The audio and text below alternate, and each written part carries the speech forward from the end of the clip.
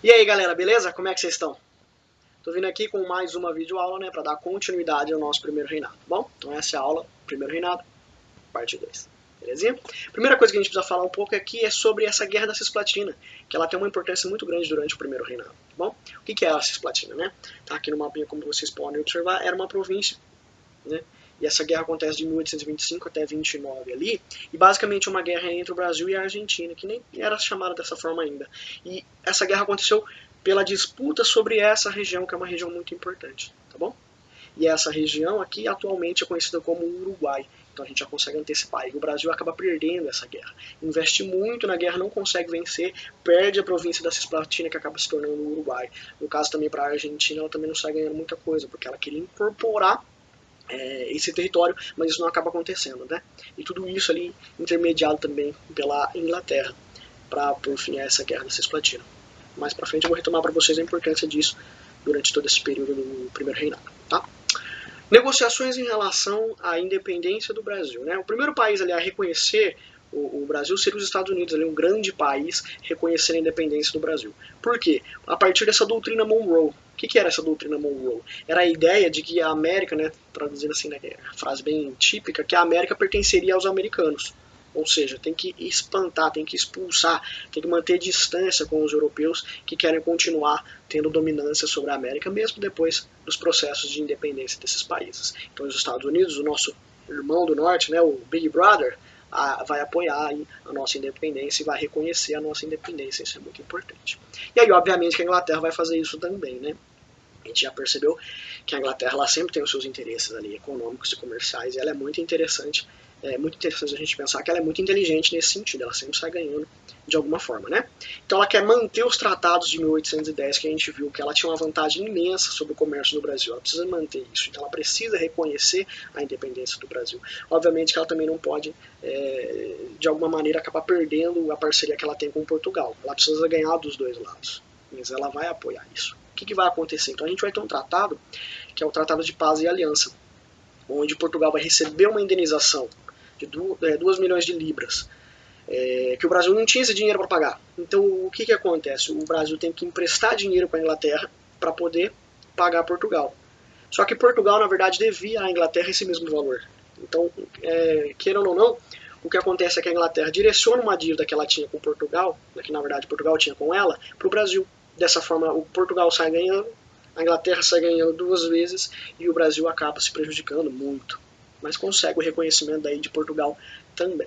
Só que em 1828, aqui as taxas alfandegárias que eram de 15% para a Inglaterra, que era uma vantagem muito grande que ela tinha, o Dom Pedro acaba abrindo isso para diversos outros países, o que não deixa a Inglaterra tão contente, porque daí vai ter uma concorrência com esses outros países, mas também vai inviabilizar toda a criação de fábricas e também construção de um mercado interno aqui no Brasil para os produtos brasileiros, porque não vai ter como o Brasil competir com esses produtos todos, porque eles estão pagando uma taxa muito baixa. Certo? Falar um pouquinho sobre a Constituição. Primeiramente, a gente precisa entender que foram 2 constituições. Uma primeira que era um projeto dela, que deveria ter sido promulgada, só que o Dom Pedro não vai aceitar e a gente vai entender isso. Tá? Então forma-se uma Assembleia Constituinte, formada a partir de integrantes da elite da sociedade brasileira, que tinha um caráter liberal e moderado. Então a Constituição vai apresentar basicamente essas características também. É a Constituição de 1823, também chamada de Constituição da Mandioca. Por quê? Vamos explicar as características dela. O executivo seria subordinado ao legislativo, ou seja, o poder do Dom Pedro I seria subordinado ao legislativo, seria subordinado aos deputados, aos senadores. Obviamente que ele não vai aceitar esse tipo de situação. O voto seria censitário, então para você poder votar você precisava ter uma renda base, assim, você tinha que ter uma renda mínima. E isso era medido em relação à produção agrícola, à mandioca. Por isso, então, Constituição da Mandioca. Tá bom? Essa Assembleia vai ser dissolvida pelo Dom Pedro, que não vai aceitar essa Constituição que limita os seus poderes, tá? E aí tem um episódio ali conhecido de Noite da Agonia, onde os deputados vão continuar lá, reunidos, tentando pressionar o Dom Pedro, mas não vai adiantar nada. E aí em 24 vem a nossa primeira Constituição realmente, que essa o Dom Pedro vai acabar outorgando, ou seja, ele vai impor essa Constituição, ele vai obrigar as pessoas a aceitarem essa Constituição. Quais as características dela? São várias. Coloquei aqui algumas mais básicas para a gente ver, ó. O Brasil vai ser governado a partir de uma monarquia de caráter hereditário, Isso é óbvio, então Dom Pedro I, depois o filho dele assumiria e assim consequentemente, né? Nós teremos a divisão dos 4 poderes, então os 3 poderes que nós já conhecemos, mais um poder que é o chamado poder moderador, que é uma coisa meio exclusiva nossa e bem importante, tá? Esse poder moderador pertenceria também ao Dom Pedro, e a partir dele ele poderia controlar os demais poderes. O Senado seria vitalício, o país vai ser dividido em províncias, a gente consegue perceber aqui, ó, no nosso mapinha as diversas províncias. O padroado, que é aquela questão de a coroa, né, a corte, no caso o governo do imperador, do Dom Pedro, ele vai ter o controle sobre a igreja, sobre as ações da igreja aqui no Brasil. Ele é responsável por cuidar dos interesses da igreja, só que consequentemente também ele vai poder intervir nesse sentido. E o voto censitário, ele é mantido, mas não mais necessariamente relacionado à produção de mandioca, tá bom? Mas continua sendo a elite que vai poder participar, porque ela precisa ter dinheiro. Por causa dessa Constituição, que é uma Constituição autoritária, o governo do Dom Pedro I está sendo um governo autoritário, a gente vai ter essa Confederação do Equador acontecendo. O que foi esse movimento aqui? Ó? É um movimento contrário ao absolutismo do Dom Pedro. O que vai acontecer, a gente consegue perceber aqui pelo mapa, está marcado aqui os estados ali na região Nordeste. Por que essa região está entrando com esse conflito aqui, com essa confederação? Por causa que eles já estão vivendo uma crise, né, que é uma crise relacionada ao açúcar e ao algodão, já não está mais sustentando esses estados, eles estão com uma crise econômica muito forte. Eles têm muitas ideias republicanas lá, né, a Revolução Pernambucana de 1817 também foi uma revolução relacionada aí às ideias republicanas, ela aconteceu faz pouco tempo, e eles estão com essa ideia fresca na cabeça ainda. Qual foi o estopim? O que deu início a esse movimento?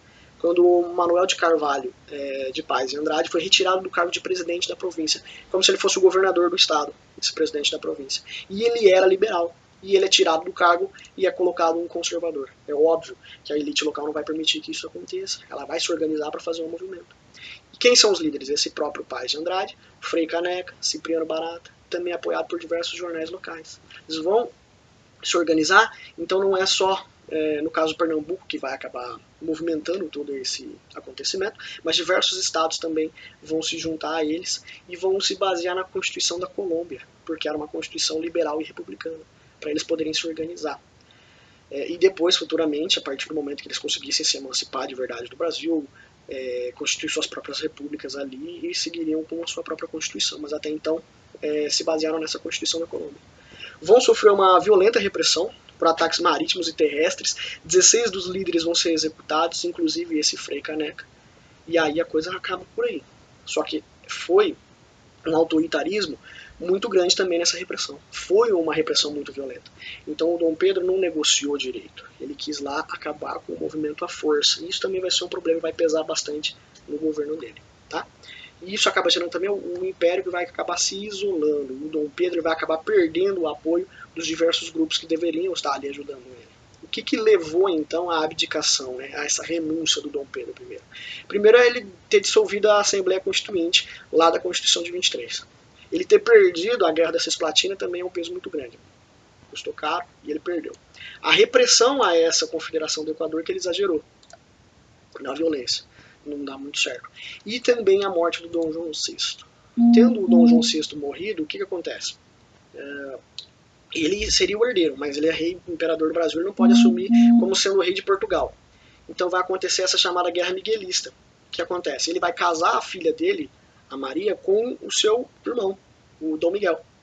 Só que o Dom Miguel teria que cuidar da Maria, filha dele, para que ela se tornasse a rainha, e dessa forma o Dom Pedro manteria o controle de Portugal. Só que o irmão dele vai lá e dar o golpe, acaba assumindo como rei.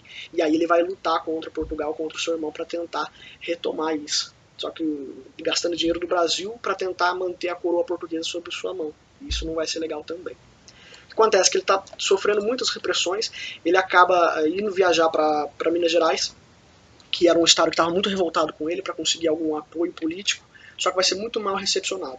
Voltando para o Rio de Janeiro, quem apoiava ele acaba planejando uma festa. Só que daí os seus opositores não vão permitir essa festa. Então, Noite das Garrafadas é um conflito que vai acontecer entre os apoiadores e os opositores.